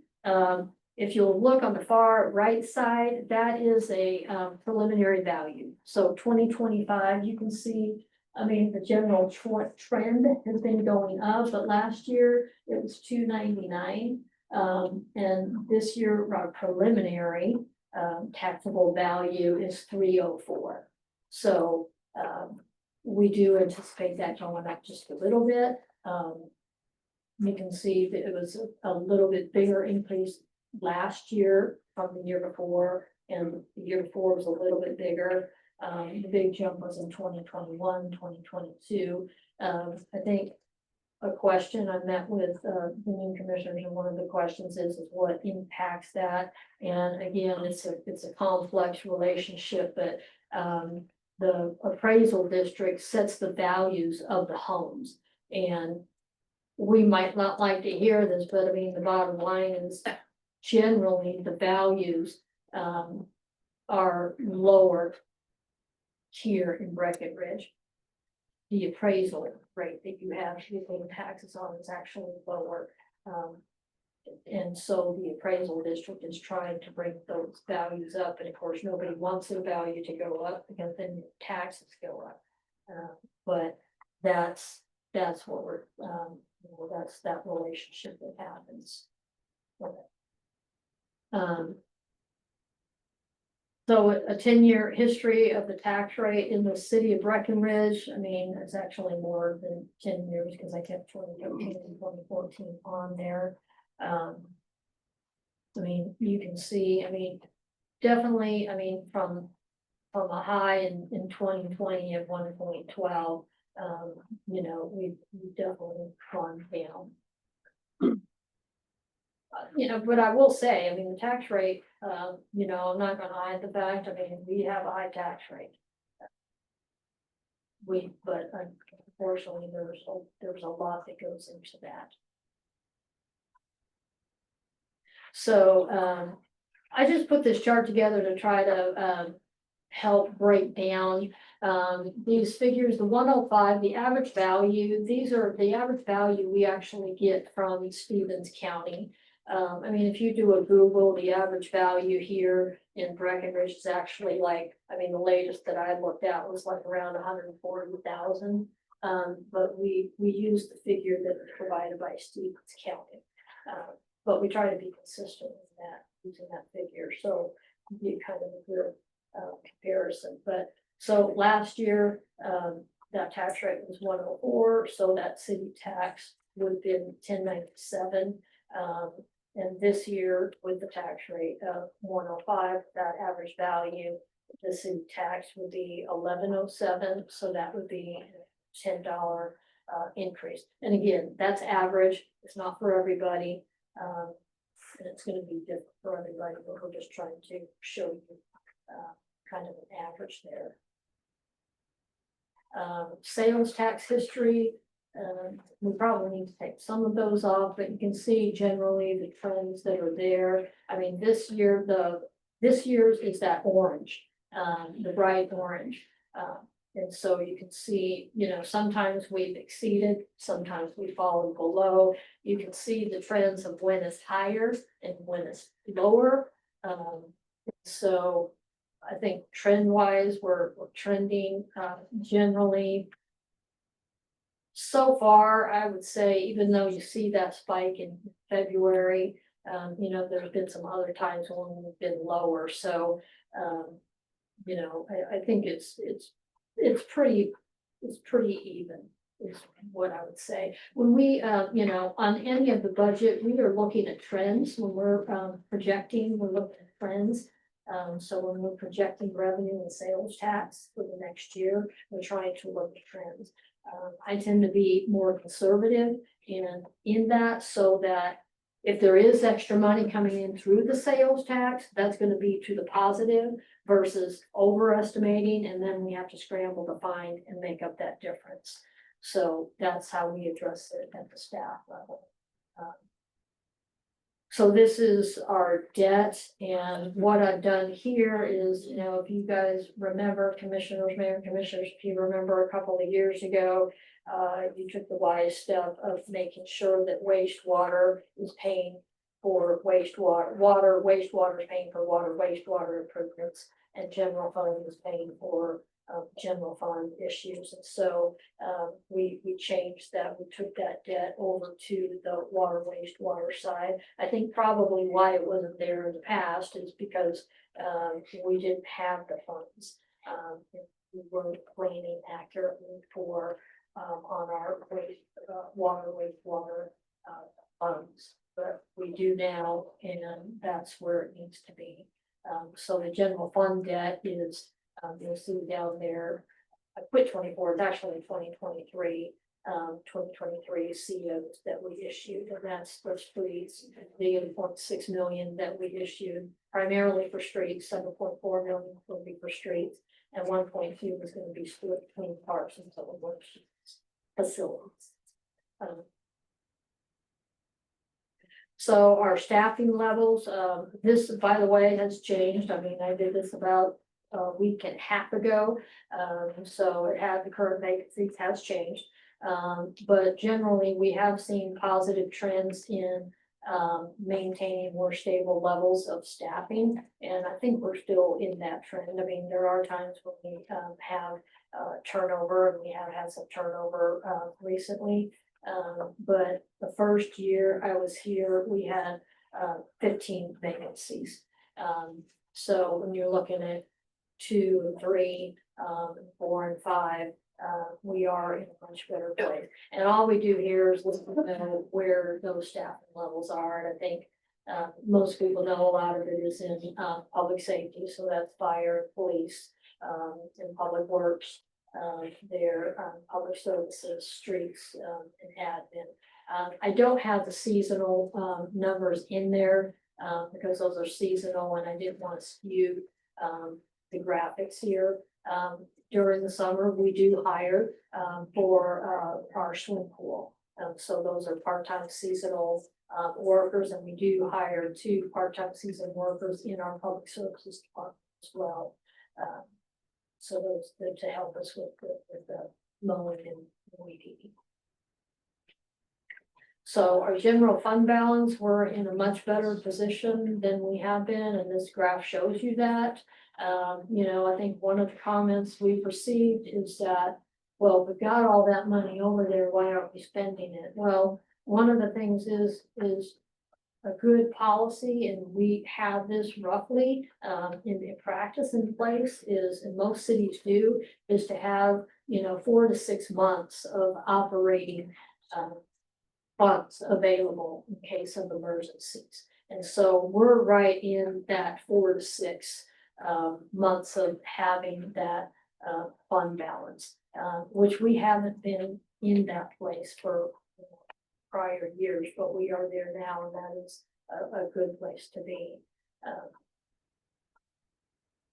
And you see the water fund and the wastewater fund are separate. But again, you see that we're much stronger in our water fund balance, and in the same trending there is evident here. And some of those are, on the general fund side, the water and the wastewater, some of that is due to the water, wastewater funds will be due to the rates that we had, the increases that we had. But remember, part of that, the analysis that we had done by the outside contractor, NewGen, was increasing our pay on the water wastewater rate side, getting equipment. So that was, we've gotten 2 backhoes.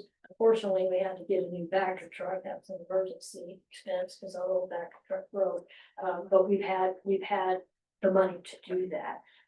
And so there have been some big ticket items that we have spent money on. And again, this is the wastewater fund side. So this is an all funds revenue comparison over prior year. The dark green is this year's preliminary budget. Really and that's all funds, that's general fund, water fund, and wastewater fund, and I just put them all on the same. There's really not much difference in revenue and expenditures, and we'll get into that a little bit. And this is just the same thing in a pie chart, but it's breaking down where that funding is coming from. So when you look at all the revenue that comes into the city, what this chart is telling you is that 22% comes from property tax, 18% comes from sales tax, 1% comes from hotel motel tax. Of course, we've got an agreement with the chamber for those funds, and those are expended by a state statute, and they do a good job with that. We've got fines, fees, penalties, licenses, and permits, and that represents 7%. What I will tell you, we put fines, fees, penalties, license, and permits, but most of that is, the lion's share of that is franchise fees, like 400,000 is franchise fees. When you look at our permits, even this year alone, it's 40, you saw that chart earlier, it's 48,000. So that's not a big part of where the funding's coming from in this category. And then the water fund is 30% at green, the wastewater fund is 7%, and then the sanitation is also that operation, and that's 5%. So this is just the general fund. So again, when you look at just the general fund revenue itself, Property tax represents 6%. Sales tax represents 37%. We've got the hotel, motel, and the miscellaneous, which are minor, and then the fines, fees, license permits, that's 40%. Something to remember on our sales tax, the collection of our sales tax, we give 0.5% to the BEDC. We give 1/4 cent is dedicated to street improvements. And 1/4 cent goes to property tax reduction. So it helps reduce the property tax for our residents, not a ton, but it's a little bit there. General fund expenditures by function. What this is showing you is that administration represents about 11%, facilities is 2%, police, public safety, public works, a large part, police 29%, municipal court is 1%, fire 17%, public services, parks and cemeteries 8%, streets is 10%, and non-departmental is 22%. And then the water, wastewater fund, expenditures, you see that breakdown. Administration is 7%, collections and distribution is 22%, and those are the guys fix the water leaks and the sewer stops. Water treatment plant, self-explanatory, wastewater treatment plant. And then non-departmental is 39. Non-departmental represents those, I mean, that's insurance. There's a lot of different things. That's our third party IT folks that we pay out of non-departmental. So there's we'll get more into that, what that entails. That's also our debt. So one of the things that we do is we try to, okay, what are, going back to, let me go back to that other one. So we tell you the functions of the expenditures, but one of the things, and I'll have it, it's like 5.3. Our general fund is $5.3 million generally. Our water's like 2.9 million, and our wastewater is like 1.7 million. But out of that total, if you add those totals up, we are spending about 4.9 on employees. So we are investing in our employees, but in any organization, your human capital, the employees are one of the biggest expenses. So I did want to point that out. And remember too, when we talk about, that's not all employee pay. We pay benefits. So that money represents insurance, and it represents all the benefits and all of that stuff. So I just wanted to post that out. I'll figure out. Go ahead. So these are kind of the big ticket items that are included in our budget. So we are right now, it's a Diane, refresh my memory, I think this is 3%. The 85 is 3% income for our employees. Yeah, and that's 8. So we ran a couple of scenarios. We ran a 2%, a 3%, and a 6%. So right now we're looking at 3%. You know, we talked about this a lot. We have for the last 3 years, there has been great improvement in employee pay. And you have to get good candidates and people that will stay without constantly turning over. You got to pay them a fair wage. We will never be able to compete with the private sector. We lost somebody else today that's going to the oil. And that happens quite a bit. Now, you know, what we try to tell people is that, you know, the oil field pays a lot more, I'm sure, but they don't have the benefits that we have. And by and large, we have more stability and security for our employees. Now, I say that recognizing that in 2018, 2019, there was several layoffs at the city, but that's a last strategy that cities employ. They don't like to lay people off if at all possible. Anyway, so you see that at the 85,000, the fleet maintenance is 200,000.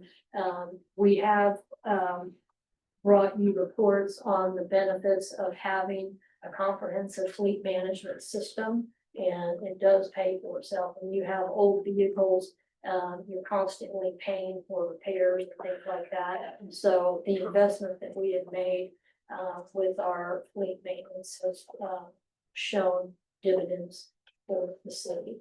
And we continue to invest in that. I did include the street drainage study, as I've talked about. We do have the CDBG grant match for 2025-2026. And that's $75,000 match, and that is the Panther 4th Street project. That is in the pipeline. And I did put it up there as a small cost, but I did keep the it's not a cost share, but I did keep the downtown worker in there, and that's about $10,000. What I didn't put on there that I've already mentioned is, and that's, you know, kind of overall, but I do want to mention that we've got $246,000 system improvements on the water wastewater side. So that, you know, those all add up to about 470,000. So on the revenue, so it wasn't 5.3, it's 5.4. When you look at, I mean, those line items at the top, what we compare is to last year. So 20, which is our current year, 24-25, and then 25-26. Again, I always said preliminary values, but so the total revenue last year was 5.3, 11. Yeah, 5.331, and this year is 5.480 million. And so the difference there is from last year is 148,000. And then you look at all the expenditures, and that's all the different on the general fund side, city commission, city manager, city secretary. We have the public works director up there. Remember, we moved that a couple of years ago to the wastewater side. The code enforcement, facilities for city offices, facilities for fire station, police, animal service, municipal court, fire, agent service, cemetery, parks and rec, streets, and garage warehouse. We're still showing that, but we eliminated that department a couple of years ago as well. But when you see, again, last year, those expenditures were 5.332, and this year they're 5.476. So that's a delta of about 143,000. So if you look at this year, what you see is 5.48 in revenue, and expenditures, you got 5.476. So moving to the positive, not much, but so this is basically a balanced budget, moving to the positive of 3.7. And what that states is it's unallocated. And I do like to leave a little bit of a cushion. There is a way that you can handle that would actually assign that to the department. But what happens when at the end of the year, when there's money that we haven't spent, that goes to our general fund. And if you remember, when the auditor has been here, he's talked about what that amount has been each year. And it is in our audit, it's on our website. You go and look at what that has been. We're in a much better position in the last couple of years than we've been in. And so that's kind of what you see there. This is general fund. So if you go to the next slide, is the water fund. And there again, we compare last year. So I mean, the revenue was 2.932, and the revenues this year is 2.957. So it's a difference of 25,000. Again, every time we're setting the revenue, we're looking at trends, and we're saying this is what we think the revenue will be. And you know, we monitor that. I monitor that on a weekly basis. I mean, what I will tell you this year is, you know, since we had such a wet year, you know, there's been a lot of different things, results. The I&I that we've had as a result of the wet year that we had. in part. The other thing is our revenue is a little bit down on the water side, so people aren't using as much water. So we really, look at that, and that's why we want to have that cushion. So, that we're, not dipping into, we would rather add to our general fund every year than use our general fund every year, balance the budget. So, that's what we go for, and we've been able to do that. And we plan to do that. And so this year you see on the revenue side, 2.957, on the expenditure side, you see 2.841. So that is a cushion, if you will, unallocated, although it's in the budget of 115,000. If we don't use that, that will go to general fund. And, you can see, I mean, when you compare the expenditures, last year was 2.865, and this is 2.841, so we're actually down in our expenditures. And then this is the wastewater fund. So you can see the comparison. We haven't projected an increase much in our revenue, $7,100. And in our expenses, we have not budgeted as much. We do have that 214,000 that is part of the budget again. If we need that, it's pushing for emergencies, which on our water wastewater we would have. We know that, so we plan for that. But if we don't use it, then it goes to build that fund balance. So that's where we're at. That. Okay, one more. So this is all of it. So just in glance, I mean, it is right now with the preliminary values that are there. It's an increase of almost a penny. The increase paid is 3% for all existing employees, trying to bring them closer to market. And that what we do is we put the goals there. What goal does this align with? So that's goal number 2, significant funding for public works system improvements, 346, I misspoke. And that's goal 1. Vehicle replacement program, the e-fleets, it's 200,000, that's goals 1 and 2. BEDC cost share downtown worker is goal 3 and 4. Our general fund debt for the 2023 certificates of obligation is goals, park and public works is goals 1, 2, and 3. Water wastewater fund, debt and the water wastewater treatment fund, the water wastewater lines improvements stations are goal 1, and then significant funding, which we did last year as well for contract mowing and for Consolas Creek maintenance. This year we have been blessed in having, we call them clients, but basically, the folks from the what is that? TDGs. The Walker Cell. Yeah, Texas Walker Cell, sorry. Anyway, so, we had them before, but then COVID hit, and so there was a few years where we didn't have them. But last year we got them back, and they've been a big help. I mean, they've helped out at Lake Daniels, some maintenance that we have to do out there. They help with Consolas Creek. There's other projects that they help with. And this year, I mean, they're doing that. Consolas Creek, I mean, they've helped with public services out. We have because we've had such a wet year, everybody's grass is growing. People are getting citations and tickets for that.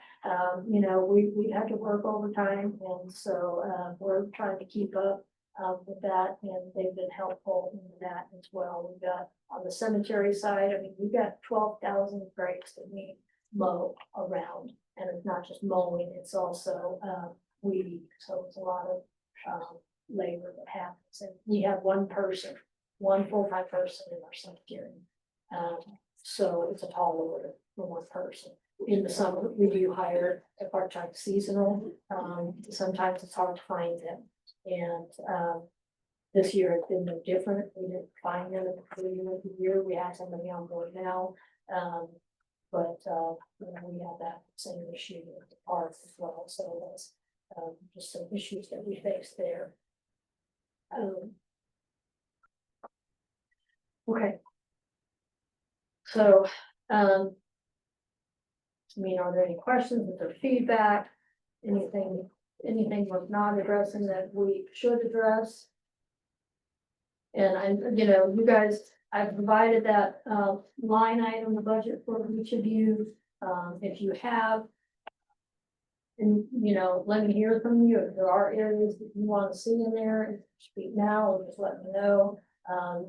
Again, when we get the certified values on the 25th, there'll be some adjustment of the numbers. On our end, we're not gonna change base budget of what you see, but hopefully, again, the certified values are higher, and that will allow us to bring down that tax rate. Are we on the right track? Any feedback? I mean. Okay. This will be online, so we will post this online, the presentation, and, so that will be online as well. And the line item that you guys have, we will post that online as well, so that this will be on for anybody to see.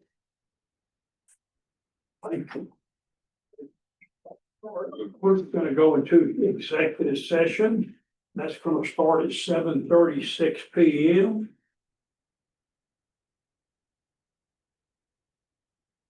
So Texas Government Code, or North Chapter 551, subchapter D. Open Meeting Act, City Commission to recess into the executive session, closed meeting to discuss the following. Real property 551-72, deliberate the purchase of legal value of real property. Item 19,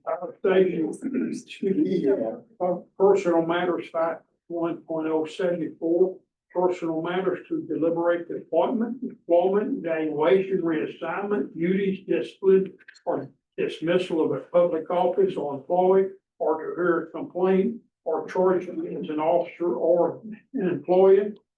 Item 20, public works directors. So at this time, we will go into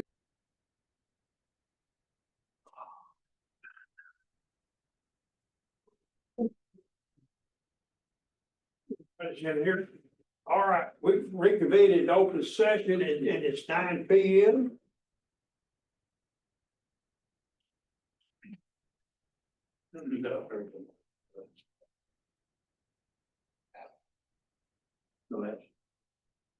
We need to.